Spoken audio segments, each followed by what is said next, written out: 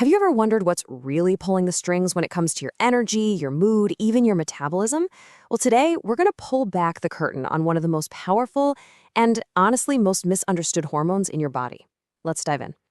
Okay, let's get real for a second. Does this sound like you? You get what should be a full night's sleep, maybe even 8 hours, but you wake up feeling like you've been hit by a truck, just completely exhausted. You know that feeling? What is up with that? Or, hey, what about this one? The scale is suddenly not your friend. The numbers are creeping up, and you're thinking, wait a minute, I haven't changed anything. And it's not just anywhere. The weight is showing up in really specific and, let's be honest, super frustrating places. And this is the big one, that crazy paradox of feeling wired but tired. Your body is screaming for rest, you are just drained. But your brain? Oh no, your brain is running a marathon. It just will not shut off. You're on edge, but you've got nothing left in the tank. So, if any of this is ringing a bell, and I mean really hitting home for you, the answer might not be as simple as get more sleep or change your diet. The real culprit could be something much deeper, a glitch in your body's own internal clock. And it all comes down to the rhythm of one single powerful hormone. And that hormone, my friends, is cortisol. Now, cortisol gets a really bad rap. Everyone calls it the stress hormone. And yeah, it is. But that's like calling a smartphone just a phone. It sells it way, way short. It's so much more. Think of it as your body's CEO, the master regulator that's in charge of your metabolism, your immune system, blood pressure, your whole daily energy cycle. Okay, so where does this stuff come from and who's in charge? Well, it's made by your adrenal glands, these little triangle-shaped glands that sit right on top of your kidneys. But they don't just act on their own. The real command center is in your brain. It's a whole system called the HPA axis, and it's basically mission control. It senses stress, both physical and emotional, and sends out the orders to the adrenals, telling them, okay, release the cortisol now. Now, here's the thing. When everything's working right, cortisol isn't just a chaotic flood of stress hormones, not at all. It actually follows this really elegant, predictable 24-hour rhythm. So let's walk through what a perfect day looks like according to your cortisol.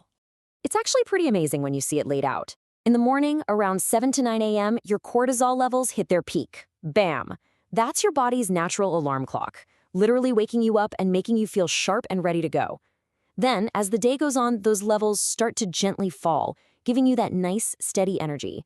But then, come late afternoon and evening, they take a nosedive. That's the signal to your body, hey, it's time to chill out, time to prepare for rest. And by midnight, it should be at rock bottom, which is what lets you get that deep, restorative sleep we all crave.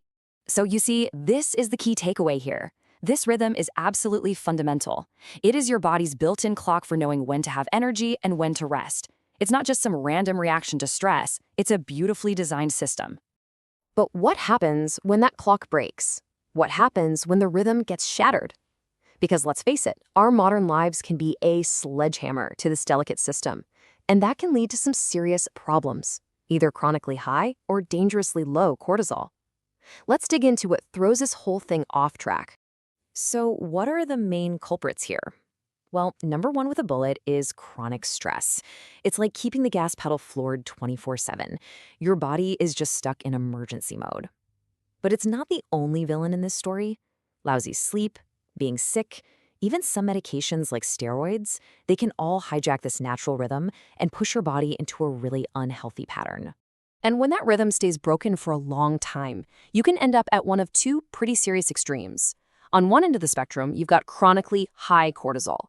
The medical term is hypercortisolism, and it can lead to a condition called Cushing's syndrome.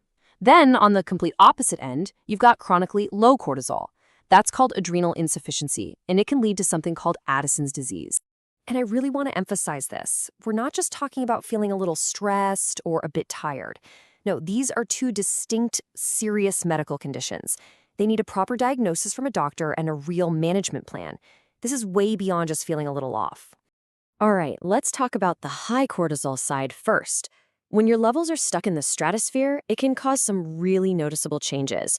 We're talking about rapid weight gain, but in very specific places, like a roundness in the face, they call it a moon face, or a pad of fat on the upper back. And it's not just about weight. It can seriously mess with your health, cranking up your risk for high blood pressure, type 2 diabetes, and even leading to major mood struggles like anxiety and depression. Now, on the flip side, having too little cortisol is definitely no picnic either. In fact, it's just as dangerous. This is where you get that bone-deep, can't-get-out-of-bed fatigue. We're talking dizziness, fainting spells from low blood pressure, and these weirdly intense cravings for salt. And in the absolute worst-case scenario, it can lead to a full-blown medical emergency called an adrenal crisis, which is incredibly serious. Okay, so if you're sitting there nodding along thinking, this sounds like me, what's the next step? How do you actually figure out what's going on with your cortisol?